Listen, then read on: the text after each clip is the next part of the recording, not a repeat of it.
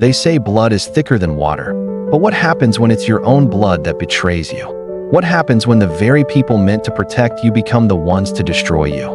My name is Danielle Walker, and this is the story of how a lie almost broke my brother and our family forever.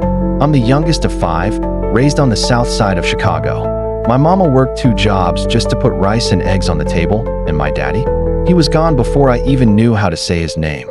But through the noise and struggle, there was one constant: my big brother, Andre. 7 years older than me, Andre was my protector, my role model, my everything. When Mama was working night shifts, it was Andre who tucked me in. When the lights got cut off, Andre lit candles and made a game out of it. He told me I could be a lawyer. He told my cousin Jamal he could be a doctor. Andre believed we could all be more than our zip code, more than our trauma, more than our statistics. And he led by example. First in the family to go to college, Morehouse.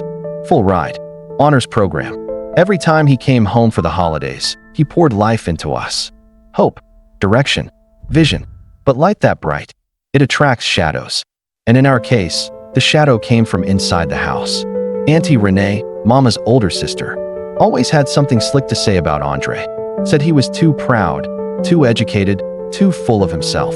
But what she really meant was, he made her feel small. One summer, Andre caught Auntie Renee stealing $500 from Grandma's account. Nothing major to some, but for us, that was 3 months of groceries. He confronted her calmly, but Auntie Renee? She didn't take it well. 2 weeks later, the police knocked on our door. It was a Sunday. Mama's spaghetti was on the stove. They said Andre had been accused of sexually assaulting someone, our little cousin Maya. She was only 12. I'll never forget the way Andre looked.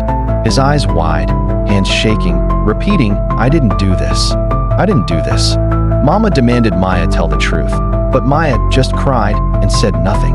Auntie Renee stood behind her, cold and silent, arms crossed like a warden watching a sentence be carried out. They took Andre away in front of us. Cuffed.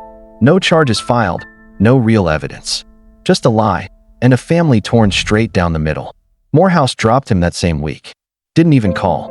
Just revoked the scholarship and scrubbed his name from the roster. Church folk whispered. Neighbors crossed the street when they saw us. Mama cried for weeks. And Andre? He came back 6 days later, but he wasn't Andre anymore.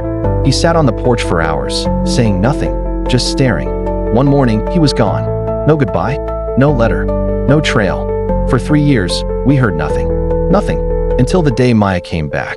She was older, face pale, shaking as she stood at Mama's door. She said she needed to tell the truth. That Auntie Renee forced her to lie. Said Andre was getting too successful. That the family needed to be put back in their place. Maya confessed everything, sobbing. She said she was scared, that she didn't even understand what she was saying at the time. But the guilt had eaten her alive. We recorded her confession and took it straight to the police. You know what they said? Too late. Statute of limitations. No physical evidence. They wouldn't even clear his name. Wouldn't update the record. Wouldn't apologize. But I didn't stop there. I found Andre. He was in Atlanta, working nights at a gas station, sleeping in his car. When I showed him the video, he didn't cry. He didn't speak. He just hugged me. Longest hug of my life. Then he said, "I knew I didn't do it, but it means nothing now." But it did mean something. Because Andre didn't stay broken. He got up, got a job, saved every penny, went back to community college, graduated top of his class, started a youth center for boys who had been lied on, cast aside, shut out. Boys like him. Today, that center helps over 300 kids every year, gives them mentors, tutors, safe space, therapy, and most of all, hope. As for Auntie Renee, when Maya's confession came out, the family saw her for what she was. Not out of revenge, but because when people show you who they are, believe them. She lost everything. Not because we punished her, but because the truth always rises. That's what I learned. The truth don't need permission. It don't need a courtroom or a judge. It just needs time. Because someone watching this right now is carrying the weight of a lie, thinking it's the end of their story.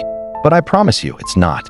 They tried to bury Andre with that lie, but they didn't know he was a seed. And when he rose, he didn't rise alone. He pulled others up with him. They tried to break him, but he became a builder. That's real justice. That's real legacy. Like, comment, and subscribe for more stories of justice, truth, and power from behind the scene.